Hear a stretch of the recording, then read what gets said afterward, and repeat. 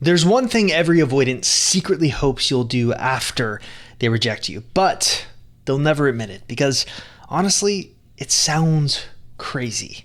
They want you to treat them like their mother did. All right, let me paint a picture for you. It's Thursday, which for me means that it's time for my weekly live stream in my private community. So I basically go on for an hour and let anyone ask me anything they want about their avoidant, their breakup. You get the picture.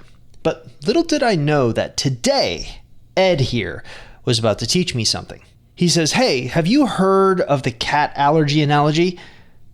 No. Then he says, "All right, I'll DM you with more info." I then proceed to read this DM where he explains that what might be happening to a lot of avoidance is something called the physical response parallel.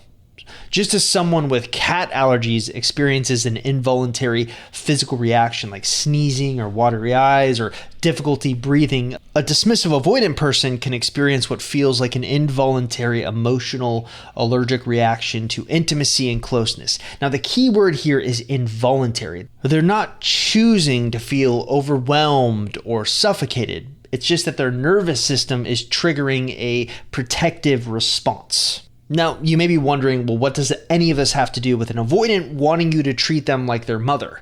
Well, it just so happens that the same week that Ed blows my mind with this physical response parallel and the cat allergy example, I was reading about a different study involving cats. Have you ever heard the phrase neurons that fire together, wire together? It basically means that your brain changes based on what you see and do the most. Way back in the 1970s, there was a scientist named Colin Blakemore who wanted to know more about how the brain learns to see. And he ends up doing something really wild. He raised baby kittens in a very strange room. Now, this room didn't have any windows, toys, or people, just these black and white stripes going straight up and down on every single wall. That's all the kittens saw for the first few months of their life. And then when they finally left the room, they couldn't see anything that went sideways. So like if a ball rolled across the floor, they didn't notice. If a line went left to right, it was like it didn't exist. Why? Well, because their brains had learned up and down matters, side to side does not. So then Blakemore tries to do the opposite. He raises other kittens in rooms, but this time with only horizontal lines. And guess what? Those kittens couldn't see anything vertical. Now, this experiment taught us a very important lesson about the human brain. Whatever your brain sees or does over and over, it keeps. Everything else, it just starts to delete to save space. Here's why this matters. Attachment styles start forming in the very first year of life. For avoidance specifically, the brain wires itself around one repeating pattern. Caregivers disappear. So, what does this have to do with their mothers? Well, an avoidant's mother or father is often emotionally absent, even if they're physically present. She meets needs without warmth, and sometimes she just disappears completely. So what that teaches the child is that closeness is unsafe, love pulls away, and needs get punished. So when you disappear, after an avoidant rejects you, it feels familiar. Not good, not healthy, just normal. That's why every avoidant secretly hopes that you're going to do that. In this video, I took over 100 of my success stories, people who had successfully won their avoidance back after being rejected, and looked at the major factors of their success. And the number one thing that stood out was the fact that a lot of the success stories achieved what I call genuine emotional detachment after the breakup. And perhaps no one epitomizes this more than Lauren here. No, I kind of reached a point where I was like, I'm okay if I don't get him back. So I just kind of wanted to I came to a fork in the road. I was like, I either want to move on or I want to ask him. Because during the breakup, one of the last things he told me was, maybe I just need some time. But after stumbling across the cat experiments, I'm beginning to wonder if I may have had it wrong. Maybe what the avoidant is responding to in these success stories isn't necessarily the genuine emotional detachment, but rather a return to the norm. I mean, think about it. Let's pull up my world famous death wheel. And for those of you playing the drinking game, here's where you take the shot.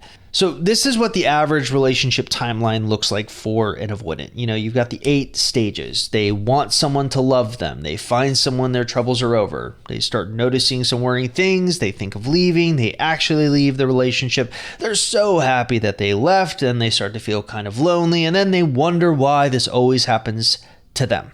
So pretty much from stage 1 all the way until they get to stage 6, they are in an entirely uncomfortable situation, something that goes against their childhood norm.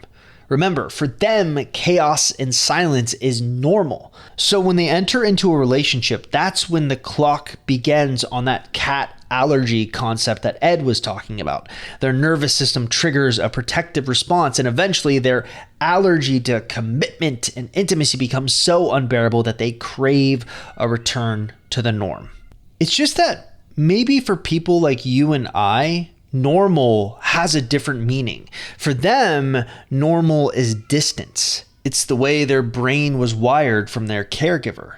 So they end up leaving the relationship they are in and ultimately end up going through this separation elation phase that you always hear me talk about.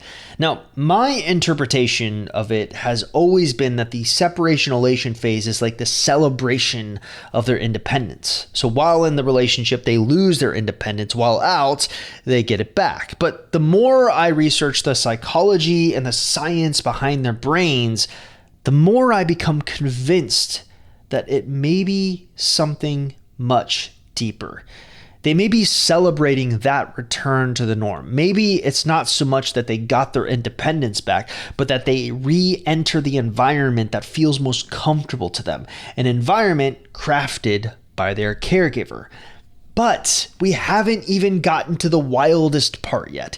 That celebration, that return to the norm, it doesn't last forever because there's a deeper genetic code hardwired into human beings. John Bowlby, the father of attachment theory, was once quoted as saying, "The propensity to make strong emotional bonds to particular individuals is a basic component of human nature." Put simply, it's in our very nature to connect with others. We can't expect to survive by handling problems of life alone. It's just that for avoidance, that's kind of a catch-22.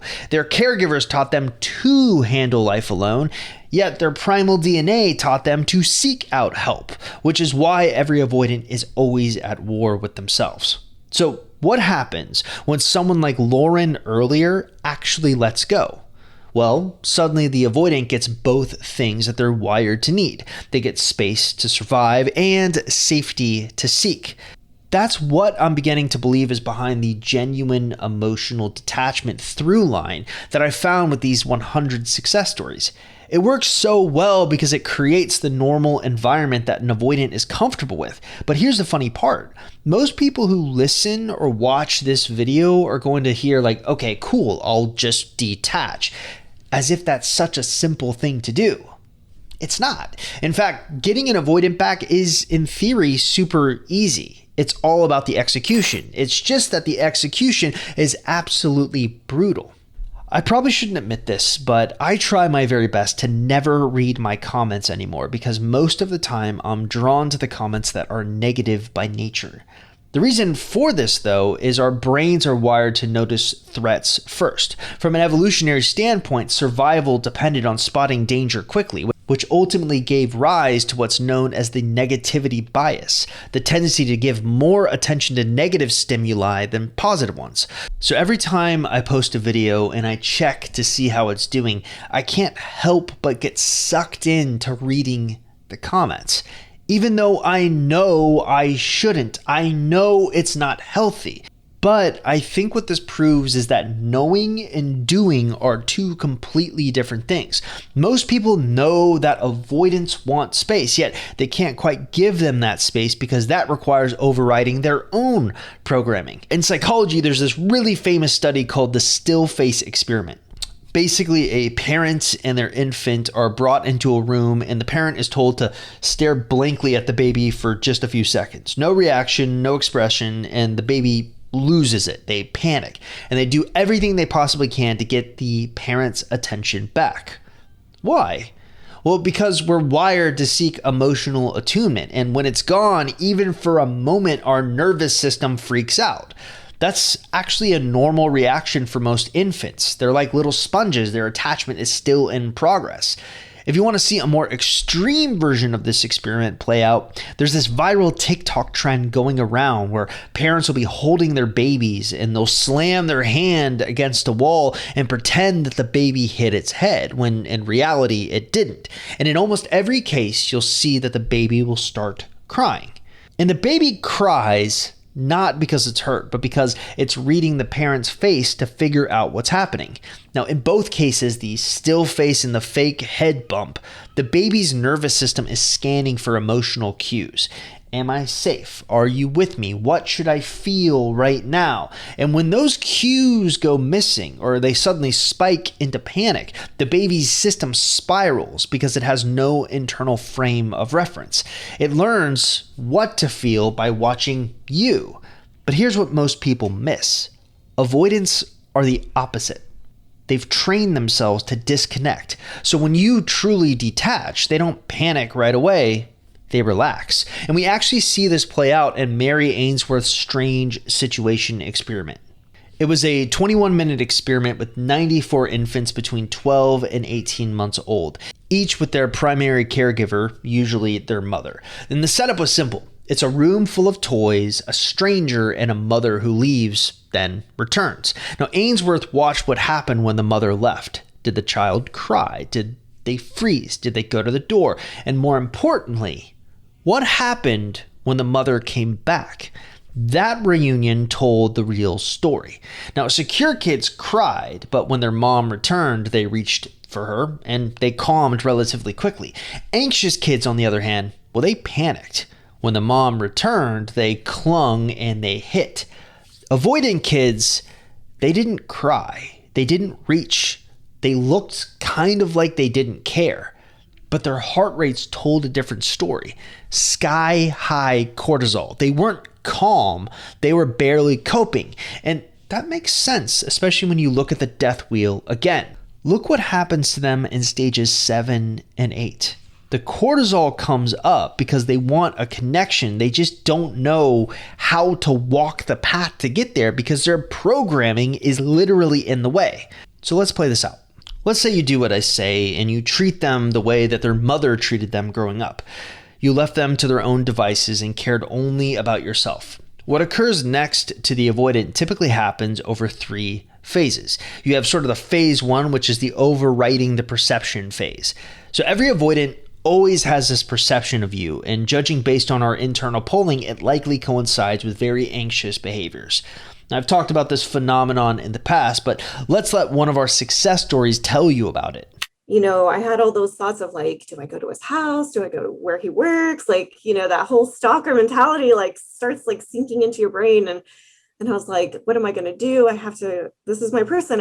This is my future, and in the past, I was kind of that person, like the chaser, going after them and begging and just doing that. So what Jenny is talking about here is likely a perfect representation of the perception that almost every avoidant has after they reject you. They're expecting you to chase, they're expecting you to obsess. But remember, we're playing this out the way the mother caregiver would. We're moving on with our lives. We don't care what an avoidant is doing. We want them to be left alone. And what that often leads to is results like this. Later on, he did admit, I was stalking you. I watched all your stuff. Or sometimes an avoidant will even go as far as saying something like this. I didn't know if me leaving was a good thing for you because you just seemed so happy. Oh, by the way, in case you were wondering, Jenny here is one of the thousands of people inside our private community. It's the same community you get instant access to when you join the Seiter Super Offer. That thing that I'm talking about where you get access to everything I've ever built or created for a massive 50% discount. So you basically get access to every course, every live coaching session, every expert training, and most importantly, the community, a community that gets it, that lives and breathes this stuff with you. So if you're trying to navigate a breakup with an avoidant and you feel like you're losing your mind, then you don't have to do this alone. The super offer was built exactly for people like you. All you have to do to take advantage of the 50% discount is click the link you see in the description below. All right, where were we with Jenny?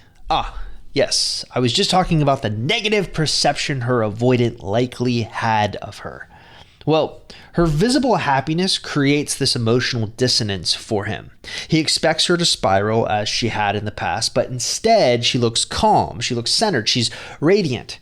That contrast messed with his internal narrative, and that kicks off the second phase.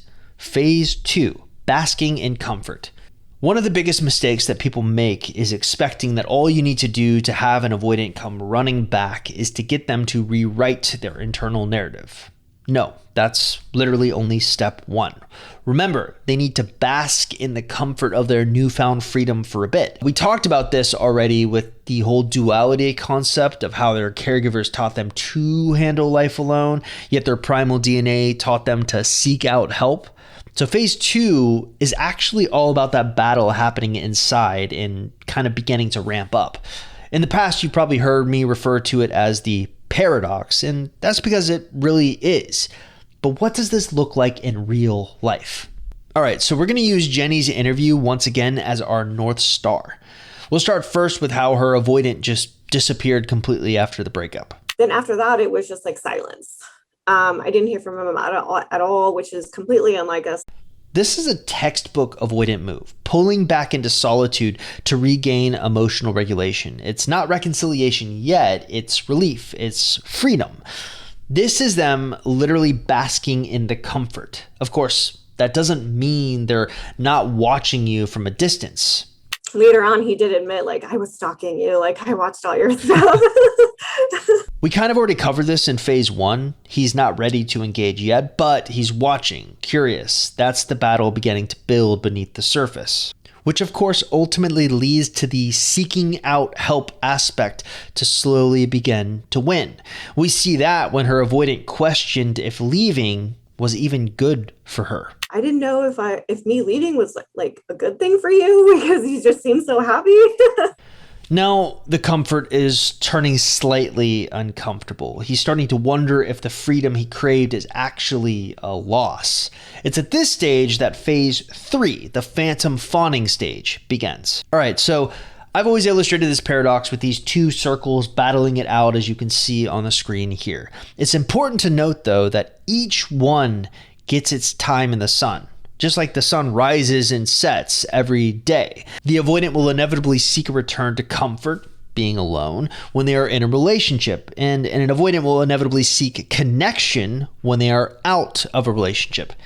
Now, it can take a while, but here's what it actually looks like when this happens. And he sends me this text message, and he's like, I want to meet up with you, or are you open to meet up? And at first I wasn't going to reply at all because, you're not supposed to reply at all, but I was just kind of like, well, I'm actually busy next week. Like, I can't really meet with you.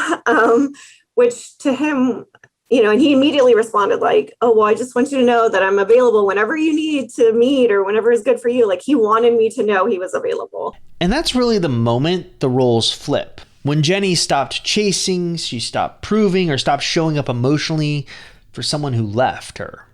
She accidentally started doing the one thing avoidants secretly expect or hope you'll do after a rejection. She treated him like the way his mother did. She disappeared. She went on with her life. She created silence, not as a punishment, but as return to his norm. Because here's the truth no avoidant will ever say out loud. They don't trust love that stays. They trust the kind that vanishes because that's what's wired into their nervous system in the first place. And when Jenny did that, without faking it, without playing games, he felt something he hadn't felt the entire relationship. Safe. Safe to watch, safe to wonder, safe to come closer. Because ironically, it wasn't her love that drew him back. It was her absence. Just like mom. Now, I see a lot of broken avoidants in our community, which is why I think it's the absolute perfect place to learn about them and to help them heal and maybe give them a touch of regret. So if you're interested in taking advantage of the massive 50% discount of the Seiter Super Offer, which contains everything I've ever created for just a one-time payment of $97, just click the link in the description below.